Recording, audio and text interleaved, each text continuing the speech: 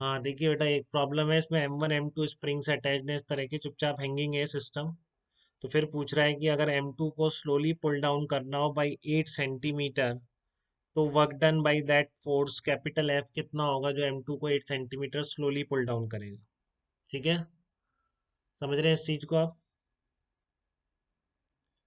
तो एक तरीका तो ये है कि पूरा आप पहले इक्विलिब्रियम पे लिखें, फिर पूरा F इक्वल्स टू जो आपका एनर्जी इक्वेशन है, दोनों स्प्रिंग प्लस ब्लॉक को सिस्टम में लेते हुए, ठीक है, उस तरह से आप पूरा करें।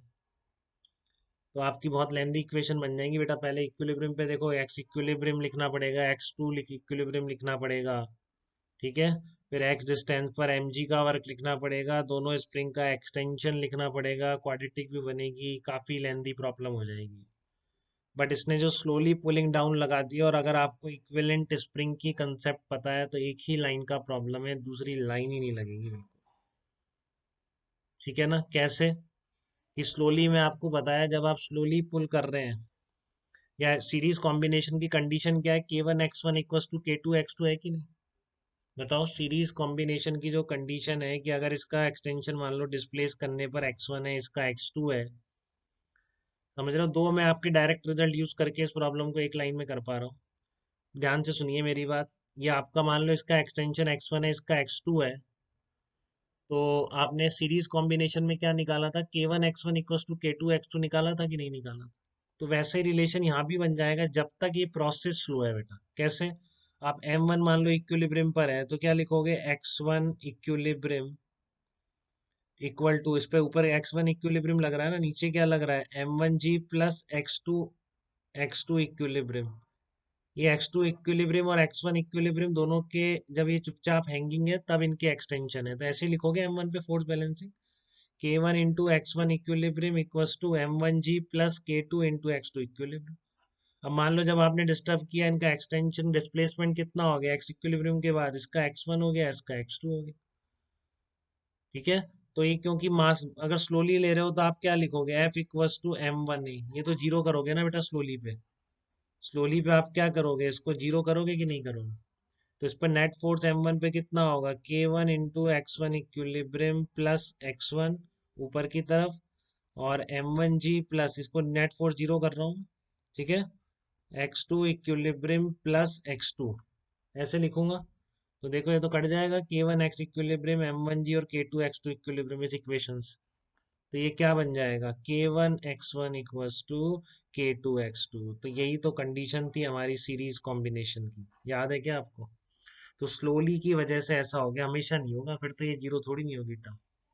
स्लोली अगर है तो आपका K1 X1 equals to K2 X2 हमेशा वैलिड है। तो ये हमेशा वैलिड है, तो मैं सिस्टम को इस तरह ट्रीट ही नहीं करूंगा। ठीक है ना? मैं इसको कैसे ट्रीट करूंगा कि ये डायरेक्ट दो स्प्रिंग अटैच कर रखी, जब उस मास का रोल ही खत्म हो गया सिंपल किसी भी जनरल इंस्टेंट पे लिखने पर, तो मैं इसको ऐसे ट्रीट करूंगा बेटा। तो फिर ऐसे देखूंगा तो फिर मेरे पास और आइडिया है कि मैं ऐसे भी क्यों देखूं। ठीक है ना? मैं इसको ऐसे भी क्यों देखूं, जब उसका रूल खत्म हो गया स्लोली की वजह से, फिर मैं इसको ऐसे भी क्यों देखूं, मैं इसको और सिंप्लीफाइड करके देख लेता हूँ। देखो आप बात को समझ में आ रही है तो बहुत अच्छी बात है आप लोग। मैं क्या लिखूंगा, इसकी जगह के इक्विवेलेंट लिख दूंगा, इसको कितना, K1 K2 upon K1 plus K2। ऐसे देखूंगा ना मैं इसको, ऐसे भी क्यों देखूं, मैं ऐसे थोड़ी देखता हूँ जब इस तरह से अटैच होती है, मैं तो ऐसे रिप्लेस कर देता हूँ चीजें आसान करने के लिए। ठीक है, तो आप इसको वैल्यू पुट कर दो, 1500 और 500 दे रखे थे आपको K1 K2। तो आपका ये के इक्विवेलेंट कितना आ जाएगा इसमें, देखो, के इक्विवेलेंट आपका आ जाएगा 375 आ जाएगा, न्यूटन पर मीटर। अब मैं इसको आगे भी ऐसे क्यों करूं कि स्लोली, मेरे को तो पता है F फोर्स से स्लोली पुल करते हो इक्विलिब्रियम से, तो half KY square work done होता है, लो खत्म क्वेश्चन। ठीक है ना? वर्क डन बाय एक्सटर्नल कितना हो गया, मैं के की जगह तो के इक्विवेलेंट यूज कर लूं, और अभी जस्ट पहले क्वेश्चन किया है जो मैंने कहा ध्यान रखना, हाफ के इक्विवेलेंट इंटू वाई स्क्वायर होता है। कितना डिस्प्लेस करना है, 8 इंटू 10 टू पावर -2 डिस्प्लेस करना है आपको 8 सेंटीमीटर। अब आप ये क्वेश्चन पैकेज में देखना आपके एक बार, ठीक है ना, सॉल्व एग्जाम्पल आपके भी होना चाहिए, क्लासरूम 12th वालों के तो है। तो के इक्विवेलेंट कितना आ गया, 375, और 8 इंटू 10 टू स्क्वायर आ गया। तो ये आपका कितना आ जाएगा, 1.2 जूल आंसर होगा बेटा। एक लाइन है, अगर आप इतना सही है क्वेश्चन, कभी आ जाए तो इस तरह से कर देना, काफ़ी पैकेजेस में कोचिंग के काफ़ी मटेरियल्स में है, सब में है। ठीक है ना, तो एक ने भी ऐसे नहीं कर रखा बेटा। वो सब पूरा पूरा प्रोसेस करके करते हैं, 3 4 इक्वेशन बनाते रहते हैं। वो मेरी गारंटी कि आप एग्जाम में तो नहीं निकाल सकते 1 पॉइंट, इतना टाइम ही नहीं है। ठीक है।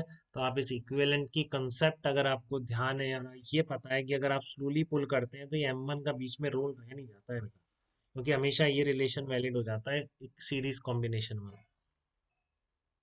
ठीक है ना, इस वजह से मैं उसको क्या करता हूँ, बिल्कुल वैसे ही डील करें जैसे इसको आपने सिंगल से रिप्लेस कर दिया के इक्विवेलेंट।